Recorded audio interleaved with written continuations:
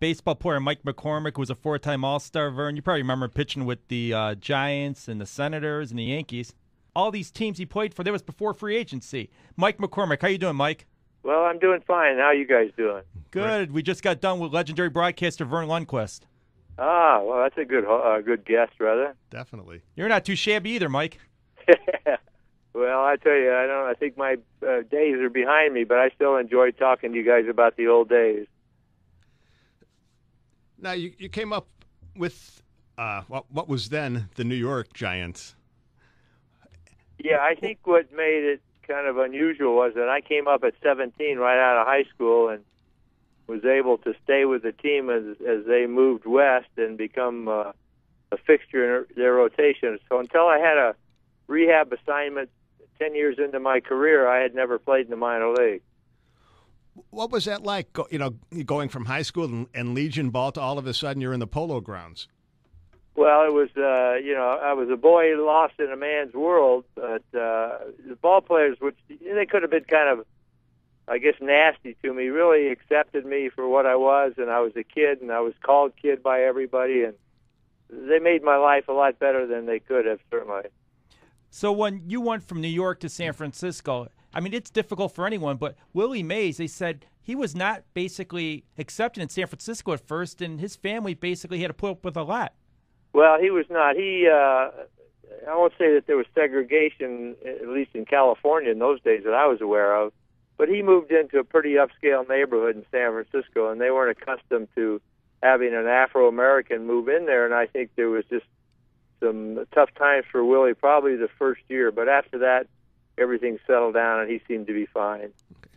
Now, being a native of California, was moving from New York to San Francisco sort of a godsend for you? Well, it was for me. I'm from Southern California, and at the time, of course, I was kind of immature, but the only thing I could think, boy, it would have been great to be a Dodger, then I would have gone back to Los Angeles. But I'm glad that I went to San Francisco and raised my family there and lived most of my life there. So it's a much better place to live. You know what? You must have loved Candlestick Park because it was a pitcher's park. Well, it was, and I used it to my advantage because the opposing player couldn't stand with the dust and the newspaper wrappers and hot dog wrappers and everything that was blowing in their eyes all the time. So we knew that they didn't like the ballpark, and so we'd use it to our advantage because it was going to be our home field whether we liked it or not. Now, what was it like going from the comfort of the Giants and the success the Giants had to Baltimore? Well, that was a difficult time in my career. I got traded after the '62 World Series, and I had shoulder problems, and the Giants had somewhat, I think, given up on me. Rather than try to resolve the problem, they just thought they would pass it on to somebody else, which in this case happened to be Baltimore. So the first year in Baltimore, I really didn't pitch much, and then the second year, I did part of a rehab in Rochester and got my feet under me again and created another value for me as an experienced left-handed pitcher. And so I think that was an advantage to go into Baltimore at the time. You played with some great players, Willie Mays, Willie McCovey. You had Orlando Cepeda, Frank Howard. I mean, a ton of phenomenal players. Boog Powell. Who was the best you ever saw or played with and the best you ever saw? Well, I've always said this about the best player I ever saw was Willie Mays, and that probably tainted in my choice because I saw him the most. There's an argument for a lot of other good players. But Willie Mays and Juan Marichal as a pitcher were the two best players that over the course of my career I was able to watch and make that kind of statement. Now, when you saw Marichal, did you ever say to yourself, I want to emulate his form? Well, if I did, I'd been in the hospital a lot sooner than I was with back problems. I don't know how he did it, but he was a master of about 5 positions he could throw from, all with success. But he had that high kick, and for a batter, it was hard to find where the ball was coming from. We had Gaylor Perry on about a month ago, and he was mentioning that he not only could throw the spitball, he was one of the best bat corkers in baseball history. Did you ever offer to cork your bat? No, that's a new one to me. I knew about his spitter and his Vaseline ball and all the things he did to doctor it up, but I'd never heard that he put cork in a bat. He never offered you advice on how to throw the spitter or the Vaseline or any of that stuff? Well, I was watching him one day throwing, and I asked him, the ball was dropping about a foot, and I said, Gaylord, what the heck is that? And he said, well, that's my fork ball. I said, fork ball, how do you throw it? He said, well, you start by licking these two fingers. So he, it's kind of interesting to have a guy who violated all the rules of pitching and throwing a spitter get to the Hall of Fame and admit that he threw a spitter by writing a book about it. And then they're so upset about some of these guys in more recent days that have been doing things that haven't exactly been on the legal end either. What do you think about the steroids? Well, if somebody would have asked me back in my time, you take this little pill and make you 5 miles an hour faster, and there was no rule that I was violating, I probably would have done it. I think that athletes think they're invincible, and I'll deal with the consequences later. It's not going to be me; it's going to be the other guy. So I don't know. I think what we're finding out, or at least what we believe, is that there's so many of them that were using it for a short period of time that you just have to say their records were the best of their time, and you can't say the best of all time because times, conditions, equipment, lighting, travel, all those things change. So the modern player has it a lot easier in many ways. Now, you found out that you were not invincible, but you battled back and you won the National League Cy Young Award in 1967. What was that like for you?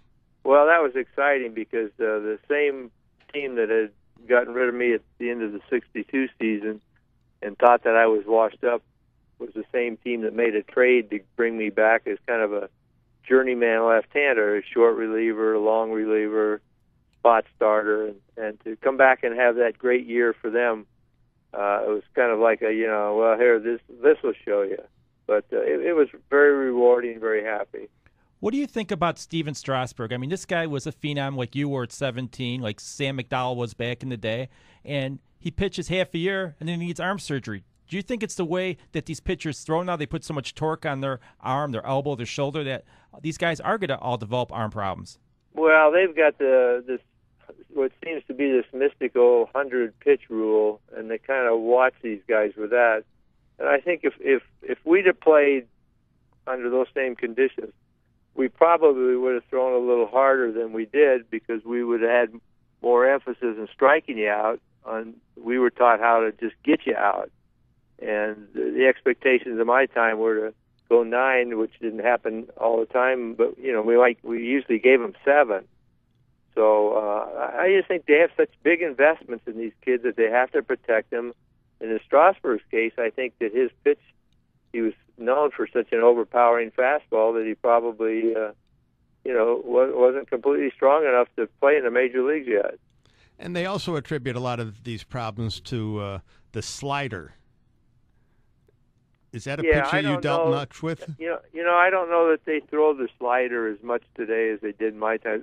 Unless they call that cutter a slider. But that's one pitch that I think has fallen a little bit by the wayside. I think you're seeing more split fingers and fastballs, 2-seamers, 4-seamers, and occasionally the really good overhand curve.